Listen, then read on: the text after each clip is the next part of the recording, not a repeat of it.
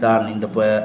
அந்த 5 பொறியில் இப்போ 4 பொறியை நாம் 4 மிஷினை பார்த்துட்டோம். என்ன பண்ணுது, ஏது பண்ணுது, இது நமக்கு என்னென்ன பண்ணுதுன்னு பார்த்துட்டோம். அதுக்கு அடுத்து இன்னொரு மிஷின் இருக்குது, அற்புதமான மிஷின். இந்த மிஷினை பற்றி யாருக்கும் சரிவர, எந்த டாக்டருக்கும் சரிவர தெளிவுபடுத்துகிற வகையில் இன்றைக்கி இல்லை. அற்புதமான மிஷின் அந்த மிஷின். அது என்ன மிஷின்? நம்மளுடைய தோல். நம்ம மேலே ஒரு தோல் போச்சு நிற்குதில்ல. இப்போ எல்லாம் கிராமப்புறத்துங்களில் இந்த குட்டி வெட்டுறதை பார்த்தா தோலை உரித்து வெளியே வைக்குவாங்க. அந்த மாதிரி மனுஷனுக்கும் ஒரு தோல், எல்லா உயிரினத்துக்கும் உண்டு அந்த தோல். அப்போ அந்த தோலினுடைய வேலை என்ன, இது என்ன வகையாக செயல்படுது, இந்த மாதிரியான ஒரு நல்ல ஆராய்ச்சிக்கு வரும். இது ஒரு நல்ல தெளிவான ஆராய்ச்சி. இது எல்லாருக்கும் தேவைப்படக்கூடிய ஒரு நிகழ்ச்சி. இதை சொல்லியே ஆகணும். அப்படின்னா தோல் மட்டமானது நம்மள இருக்கிற ஒரு முக்கியமான கழிவுப் பொருளை வெளியேற்றக்கூடிய அற்புத சக்தி இந்த தோல் மட்டத்துக்கு உண்டு. இப்போ நாமெல்லாம் மூச்சு இழுக்கிறோம், மூக்கு வழியாக மூச்சு இழுக்கிறோம். நமக்கு தேவையான காற்று மூச்சு வழியாக தான் போகுதுன்னு எல்லோரும் நினச்சின்னுக்கிறாங்க. மூக்கு வழியாக தான் வெளியேறுது, மூக்கு வழியாக தான் போகுதுன்னு நினச்சிக்கிறாங்க. அதே மாதிரி இந்த தோல், நம்மக்கிட்ட இருக்கிற தோல் இருக்குல்ல, இந்த தோல் வழியாகவும் நம்மள இருக்கிற ஆவி பொருள் வெளியேறிட்டே, எந்த நேரமும் சதா வெளியேறிட்டே இருக்குது தோல். இப்போ நம்ம மயிர்கால்கள்லாம் ஓட்டை இருக்கிற மாதிரி, இப்போ இது மைக்ரோஸ்கோப் வச்சு பார்த்திங்கன்னா இதனுடைய உண்மை தெரியும். நம்ம தோலில் எவ்வளோ ஓட்டை இருக்குதுன்னு தெரியும். அந்த ஓட்டை வழியாக நமக்குள்ளே இருக்கிற அந்த கெட்ட ஆவி வடிவத்தில், நீர் திரவ வடிவத்தில் வருது, சிறுநீர் மலம்னு சொல்லலாம்னு வச்சுக்கோங்க. ஆனால் ஆவி வடிவத்தில் வெளியேற்றுறது இந்த தோல். நமக்குள்ளே இருக்கிற ஆவி வடிவத்தை வெளியேற்றுறது தோல் மட்டும்தான். உடலில் இருக்கிற ஃபுல்லாக தோல் மட்டும்தான். எப்படின்னா இதை இப்போ நம்ம சாப்பிட்ற சாப்பாடு உணவாக மாதிரி சக்கையை மலமாகவும் யூரினாகவும் வெளியேறுதுன்னு வச்சுக்கோங்க. இதனுடைய செயல்பாடுகள் இரண்டுக்கும் இருக்குது. அப்போ இந்த தோல் வழியாக என்ன ஆகுதுன்னு சொன்னால், நம்ம கிட்ட இருக்கிற உடலில் இருக்கிற கெட்ட பொருளெல்லாம் ஆவியாக மாற்றி வெளியேற்றுது. எப்படி ஆவியாக மாறுது அப்படின்னா, நாம் சாப்பிட்ற சாப்பாடு உணவு ரத்தமாக மாறுது. ரத்தம் எல்லா உறுப்புகளுக்கும் அங்கங்கே ஓடிட்டே இருக்குது. அப்போ நம்ம உடலில் எல்லா உறுப்புகளும் வேலை செய்யும்போது அந்த இடத்துல அந்த இரத்தத்தில் இருக்கக்கூடிய, அதாவது அதோடைய சக்தி விரயம் ஆகிட்டே இருக்கும். இப்போ நம்ம எப்படி ஒரு 2 வீலருக்கு நம்ம பெட்ரோல் போட்டோம்னா, ஸ்டார்ட் பண்ணோம்னா புகையாக வெளியேறுதில்ல, கார்பனாக வெளியேறுதில்ல, அதே மாதிரி நாம் சாப்பிட்ட சாப்பாடு ரத்தமாக மாறி எல்லா இடத்துலையும் அந்த ரத்தமானது தன்னுடைய சக்திகளை அந்த கண்ணுக்கிட்ட போனால் கண்ணு பார்க்குறதாகவும், மூக்கிட்ட போனால் சுவைக்கிறதாகவும், வாய்க்கிட்ட மூக்கிட்ட வாசனை பண்ணுறதாகவும், வாய்க்கிட்ட சுவைக்கிறதாகவும், காதுகிட்ட கேட்குறதாகவும், மற்ற எல்லா உறுப்புகளுக்கும் என்னென்ன செயல்பாடுக்கு தேவையோ அந்தந்த செயல்பாடுகளை இயக்கக்கூடிய வல்லமை அந்த ரத்தம் கொடுத்துட்டே இருக்குது. அப்போ கொடுத்துட்டே இருக்கும்போது ரத்தமானது, நாம் சாப்பிடுகிற ரத்தமானது, நாம் உற்பத்தி பண்ணுகிற ரத்தமானது விரயமாக ஆக அது என்னாக, அது ஒரு ஆவியாக மாறி நம்ம உடல் தோல் மட்டம் வழியாக வெளியேறும். அப்போ தோல் மட்டம் வழியாக வெளியேறுதுங்களா அப்படின்னா இதெல்லாம் கண்ணுக்கு தெரியாத ஒரு விஷயம்.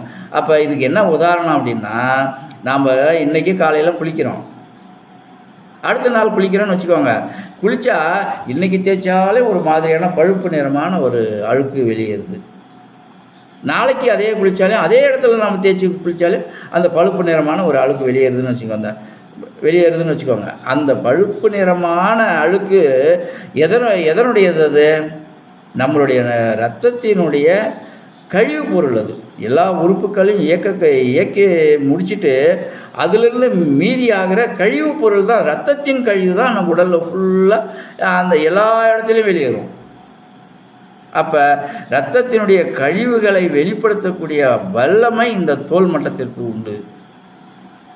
அது மட்டுமே இல்லை, கோள்களில் இருந்து வரக்கூடிய காந்த அலை கதிர்வீச்சுகளும் இந்த தோல் மட்டம்தான் உள்ளுக்கு இழுத்துக்குது. அதாவது வெளிப்புறத்தில் இருக்கிற இந்த இறைநிலையினுடைய காந்த ஆற்றலை, எல்லா கோள்களினுடைய காந்த ஆற்றலையும் இந்த தோல் வழியாக தான் நமக்குள்ளே எடுத்துக்கிது, நம்ம உடலின் செயல்பாட்டுக்கு தேவையான வழிமுறைகளை வகுத்து கொடுக்குது. இந்த மாதிரியான வேலைகளை எது செய்யுது? இந்த தோல் மட்டம். ஆமாம், இந்த தோல் மட்டத்தை எப்படி கெடுத்துக்கிறீங்க, எப்படி கெடுத்துக்க முடியும் அப்படின்ற ஒரு சிந்தனைக்கு வந்தோம்னா, நாம் சாப்பிட்றது நம்ம வயிற்றுக்கு எவ்வளோ தேவையோ அவ்வளோதான் சாப்பிட்ணும். முறை அதுதான். ஒரு 3/4 பகுதி ஒரு அரை பகுதி உணவும், ஒரு 1/4 பகுதி நீரும், மீதி வெற்றிடமும் இருந்தால் அது சரியான முறையில் ஜீரணம் பண்ணணும்னு வச்சுக்கோங்க. இது நடைமுறையான ஒரு ஜீரணம். நாம் அப்படியா இருக்கிறோம்?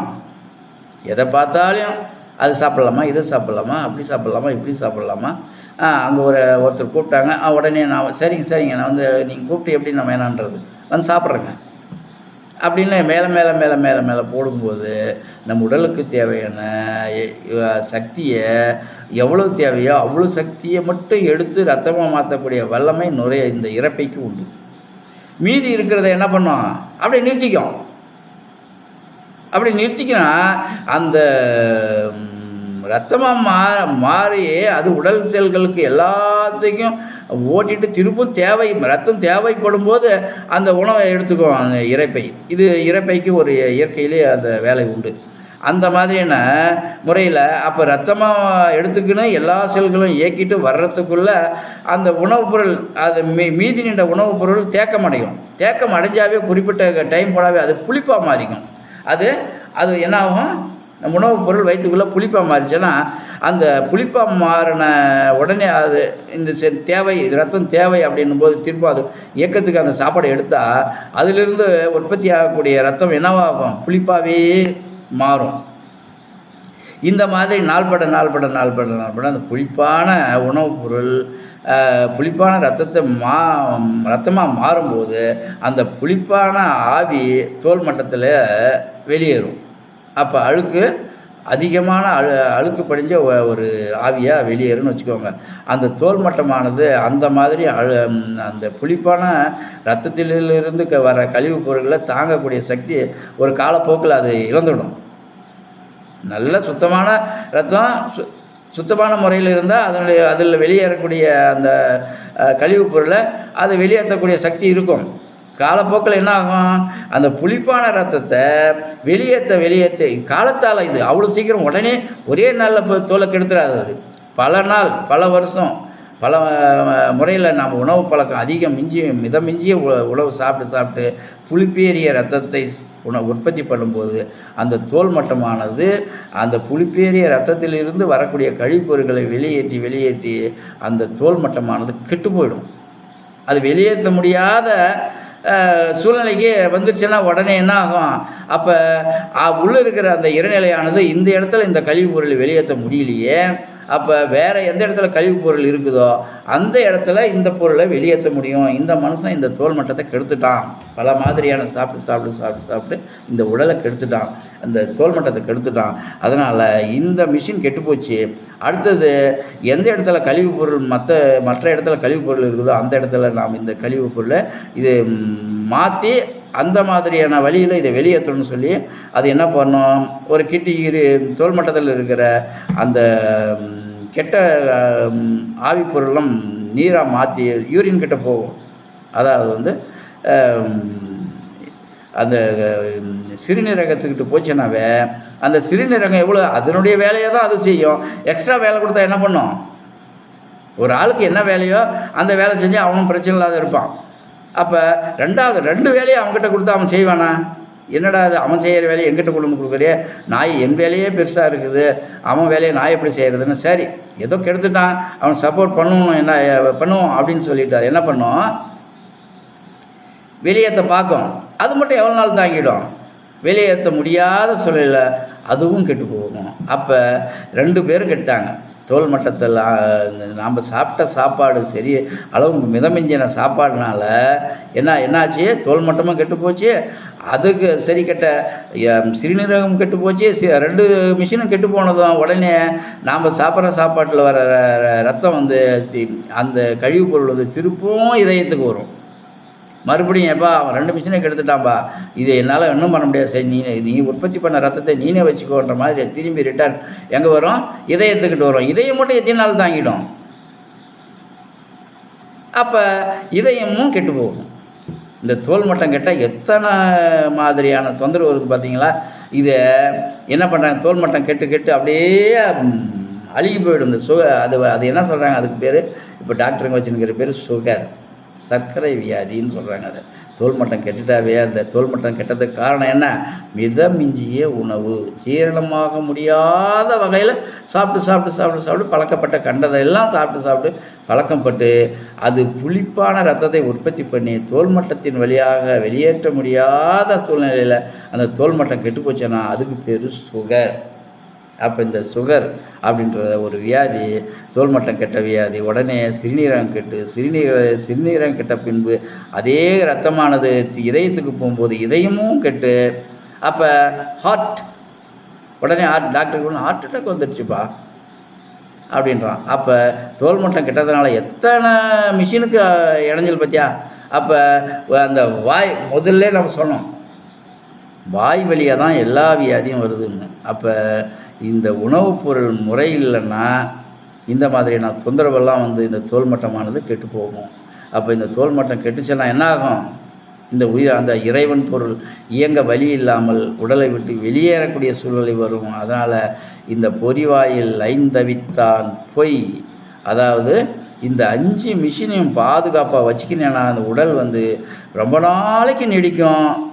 அது மட்டுமே இல்லை, இந்த 5 மிஷினும் பழுதில்லாத வச்சுக்கினேன்னா அதுலேருந்து உற்பத்தி ஆகிற அடுத்த ஜெனரேஷன் பழுதில்லாத ஒரு உடல்நிலையை உற்பத்தி பண்ணும். அந்த உயிர்நிலை வாழ்றதுக்கு தகுந்த ஒரு உடல்நிலையை உற்பத்தி பண்ணும். அப்போ இப்போ அடுத்த ஜெனரேஷனையே கெட்டு போகும், உன்னால் அடுத்த ஜெனரேஷனும் கெட்டு போகும். அப்பேற்பட்ட ஒரு சக்தி இந்த உடலாற்றலுக்கு உண்டு. அதனால் இந்த 5 மிஷினையும் கெடுக்காத பத்திரமா வச்சுக்கினீங்கன்னா பிறவி பெருங்கடல் நீந்தலாம். அப்படி இல்லைன்னா உன்னால் நீந்த முடியாதுப்பான்னு தான் பொறிவாயில் ஐந்தவித்தான் பொய், அதில் தீர் ஒழுக்க நெறி நின்றார் நீடு வாழ்வார். இதில் ஒழுக்கம், வாய் அளவுக்கு மீறி சாப்பிடலாம் பையன் சாமி என்னால் என்ன உடம்பு கெடுத்துடும், அளவுக்கு மீறி வாசனையாக பீடி புகழையா வேணாம் சாமி மூக்கு கெட்டு போகும், அளவுக்கு மீறினா ஒரு தாம்பந்திய உறவா வேணாம் சாமி என் கண்ணு கெட்டு போகும், அளவுக்கு மீறிய சவுண்டு காது கெட்டு போகும். அதனால் இந்த தோல்மட்டமும் கெட்டு போகும். நான் பத்திரமா இருக்கிறேன்னா இந்த 5 மிஷின் பத்திரமா பார்த்துக்கணும். ஒரு பயம் யாருக்கு வருதோ அவங்க ரொம்ப நாளைக்கு இருப்பாங்க. நிறைய பேர் இது பழக்கத்தில் ஒரு சிலருக்கு உண்டு, ஒரு சிலர் எப்படியோ. ஆனால் ஒரு சிலருக்கு தன்னை தான் பார்த்துக்கிறதுல ரொம்ப டீப்பாக இருப்பாங்க. அந்த மாதிரி இந்த 5 புலன்களையும் பத்திரமா பார்த்துக்கோ, இல்லைன்னா நீ கெட்டு போயிடுவ.